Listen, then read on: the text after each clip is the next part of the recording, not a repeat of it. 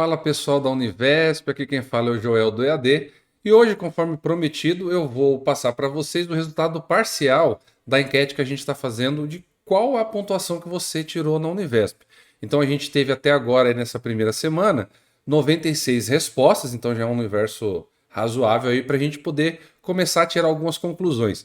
E além disso também eu vou falar um pouquinho sobre como você deve olhar nessa questão se você vai passar ou não na Univesp, porque não depende somente da sua nota. Então fica até o final desse vídeo que a gente vai comentar tudo direitinho aqui. Eu tenho certeza que você vai diminuir um pouco essa sua ansiedade, que eu sei que você está aí querendo saber se passou ou não, afinal o resultado só sai em julho, né? Então vamos na tela aqui, dar uma olhadinha nesse primeiro gráfico que a gente montou aqui para vocês. Bom, a gente vê nesse gráfico aqui a distribuição dentro daquela faixa de possibilidades que a gente disponibilizou para que vocês dessem a resposta. Quais foram elas? Então, assim, você marcava lá se você tirou de 0 a 5 pontos, se você fez de 6 a 10, se você fez de 11 a 15, se você fez de 16 a 20, 21 a 25. Então, a gente colocou um intervalinho de 5 pontos. Então, esse foi o resultado aqui parcial dessa primeira enquete. Então, o que a gente tem aqui? A gente tem, como as respostas foram 96 respostas no total, então é praticamente a numeração, que é o número absoluto aqui, fica muito próximo do valor em percentual. O que a gente pode ter aqui como primeira conclusão? Ó, então, de 11 a 15, que é uma pontuação baixa, né, relativamente, a gente teve 2% das pessoas, né, que responderam à enquete. 9% tiraram entre 11 e 20, 18% das pessoas tiraram entre 21 e 25 pontos, 22% das pessoas aproximadamente tiraram entre 26 e 30, 19% em torno de 31 a 35, 10% das pessoas aproximadamente entre 36 e 40 pontos, 12% entre 41 e 45 e 2% tiraram entre 46 e 50 ou entre 51 e 56 pontos. Então a gente tem aqui que a grande maioria das pessoas, né, pelo menos dentro dessa enquete aqui, tiraram entre 26 e 30 pontos. E se a gente for considerar aqui entre 21 e 35 pontos, então a gente tem a soma disso daqui, né? Então a grande maioria das pessoas tiraram entre 21 e 35 pontos. Essa é a grande maioria. Então, o que isso significa a priori?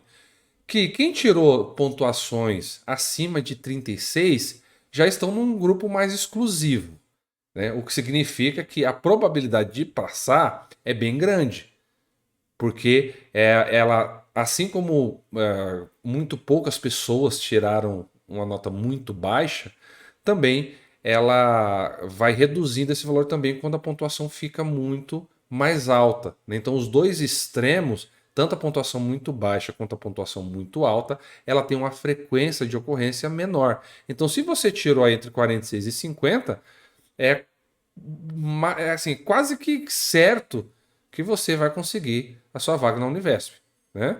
É claro que eu vou comentar aqui sobre uma questão que a gente precisa ficar atento, mas a probabilidade é muito alta, né, visto que poucas pessoas tiraram esse valor. Se tirou entre 51 e 56, meu amigo, praticamente você está lá dentro da Univesp, né? Claro que depende da nota da redação também. E a nota da redação, pessoal, faz isso aqui mudar muito. Porque a nota da redação ela dá até 20% do valor total da nota. Então, no final, às vezes você tirou aqui na pontuação entre 21 e 25, mas se sua redação for melhor do que a dos outros candidatos, talvez você venha aqui numa crescente, né? Mude de faixa aqui, sua pontuação seja mais alta ainda. Isso daqui a gente está considerando somente a pontuação da prova objetiva. Bom, e então agora eu vou falar sobre um outro assunto, porque aqui a gente viu qual foi a frequência da pontuação, tá? Então daqui para cá praticamente é certo, né, que a pessoa entrou. E aqui a grande disputa fica entre 21 e 35 pontos. Então aqui vai ser a grande disputa por vaga lá no seu polo. Só que a pontuação não é tudo.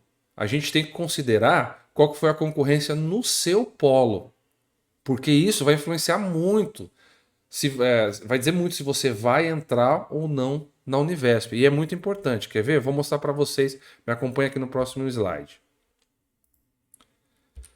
Ó, no próximo slide aqui eu peguei o município de Alvinlândia, tá? No município de Alvinlândia, a gente tem esses dados aqui, tá, pessoal? Eu peguei de 2 documentos que está disponibilizado. Também a gente disponibilizou lá no site do EAD Vídeos para vocês baixarem, então tá lá certinho, vocês não precisam ir até o site da VUNESP. Esse primeiro aqui é a estatística final dos inscritos. E esse daqui eu peguei no manual do candidato, tá? E esse daqui tá a partir da página 16, se eu não me engano, tá? A partir da página 16 do manual já vai ter aqui a disponibilidade de vagas por polo. Então você tem aqui vagas por eixo, então lembra que são 3 eixos, que é da pedagogia, eixos das licenciaturas, aliás, eixo da engenharia de computação, eixo da computação e negócio de produção, né? Então, vagas por eixo. E aqui a gente tem por eixo também vagas disponibilizadas naquele polo. Então vamos lá, aqui no município de Alvinlândia. A gente teve em Alvinlândia disponibilizado 10 vagas por eixo, que significa 30 vagas total no polo. Só que se você for ver aqui no eixo da computação, teve 7 inscritos no eixo da computação. E no eixo de negócio e produção, também tiveram 7 inscritos. O que significa que, como a quantidade de vagas aqui é maior do que a quantidade de inscritos, praticamente se você prestou aqui em Alvinlândia, você passou. Se você colocou como Alvinlândia como o seu primeiro polo, né, definido lá como opção, você passou. Mesmo que a sua nota seja baixa. Então, aí você vê que aquela distribuição que eu fiz inicialmente, ela dá uma noção para a gente saber como é que foi o desempenho das pessoas. Mas, dependendo do município que você prestou, você pode, independentemente da sua nota, conseguir passar.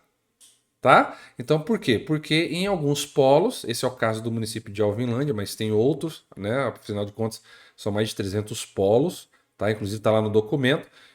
Como eu disse, vocês podem entrar lá em advideos.com.br, entrar lá no curso e vocês baixarem esses dois aqui para você comparar no seu polo qual que foi essa relação de candidatos vaga, tá? Então, o primeiro ponto aqui que eu gostaria de frisar é isso, tá? Então, dependendo da demanda que teve o seu polo, independentemente da sua nota, você vai passar, tá? Porque a quantidade de vagas, se ela for maior que o de inscritos, você está dentro. Agora eu vou passar aqui no próximo slide o oposto disso, tá? Então eu peguei aqui no polo de São Paulo, ali no bairro do Butantã, e geralmente em São Paulo, região metropolitana, são os mais concorridos. Eu peguei aqui o Butantã, mas tem outros também cuja concorrência é bem grande. Então a gente tem aqui, ó, que em Butantã, no polo do Butantã, foram disponibilizadas 35 vagas por eixo, né? Então dá um total de 105 vagas. Se a gente pegar aqui no eixo da computação, tiveram 410 inscrições confirmadas, ou seja, pessoas que pagaram a inscrição.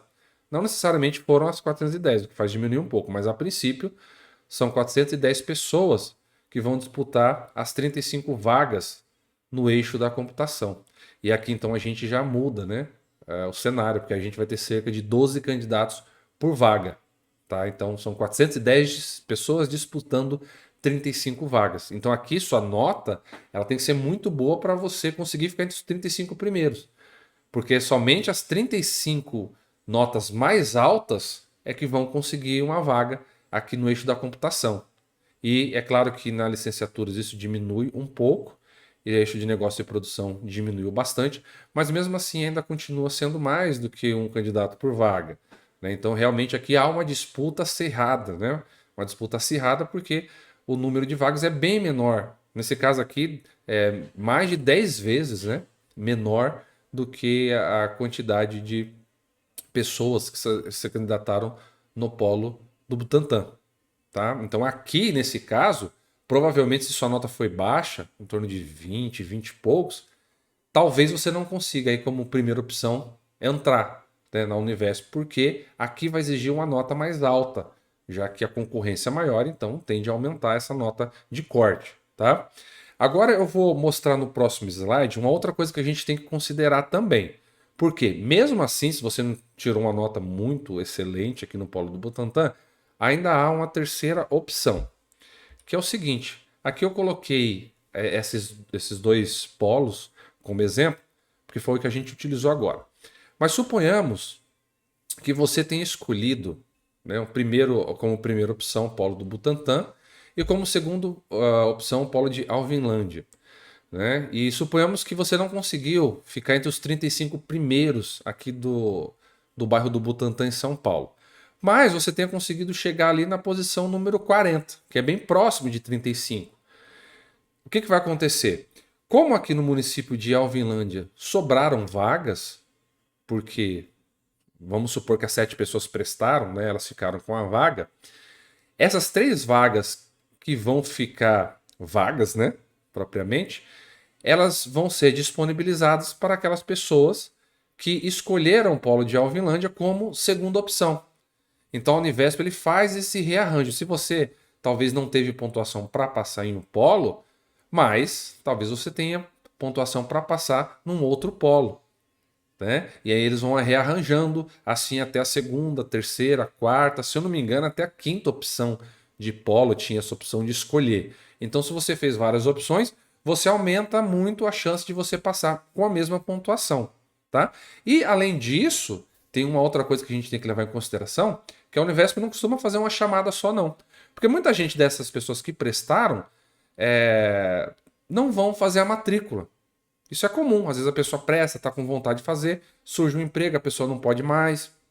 Ou ela prestou não só a Univesp, mas outras faculdades, ela passou também, e de repente é um curso que ela se identifica mais, enfim, ela quer um curso presencial, tem várias motivações, e às vezes a pessoa não vai fazer a matrícula. Então, mais uma vez, se a pessoa não vai fazer a matrícula, você surge aí como opção naquele polo, né, de ir chamando nas próximas chamadas. E a Univesp, até hoje, eu sempre vi ela ir pelo menos até a terceira chamada, né? Mas pode ir até mais, conforme as pessoas não vão preenchendo o número de vagas que foi disponibilizado, eles vão aumentando então essa possibilidade e chamando mais pessoas, tá?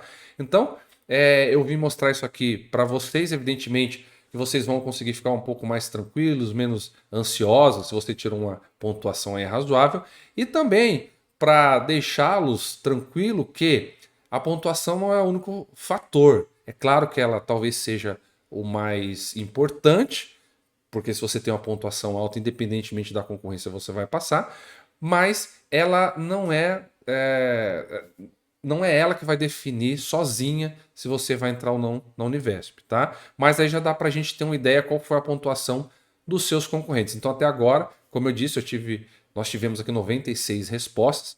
Conforme isso for aumentando, e eu espero que você compartilhe com seus amigos esse vídeo, compartilhe com as pessoas que você conhece que prestaram, nos grupos, para que as pessoas respondam, né, cada vez mais, porque a gente ainda está no mês de maio, no finalzinho do mês de maio, mas até o mês de julho, que é quando vai ser o resultado final da Univesp, ainda tem muito chão. Então dá para a gente responder aqui e já começar dentro do nosso universo aqui amostral, a gente tem pelo menos uma ideia de qual foi a pontuação geral dos alunos que prestaram o vestibular da Univesp, tá bom? Então, mais uma vez, eu agradeço a audiência de sempre de vocês. Vou pedir aquele seu like, vou pedir que você, se você não for inscrito no canal, se inscreva, porque esse canal faz bem para você agora, mas principalmente quando você entrar na Univesp, a gente vai continuar dando um apoio mais do que especial para você. E se não for inscrito no canal, se inscreva e deixa aquele seu like que ajuda muito a gente, tá bom, pessoal? Então, forte abraço, até mais, boa sorte, fiquem com Deus.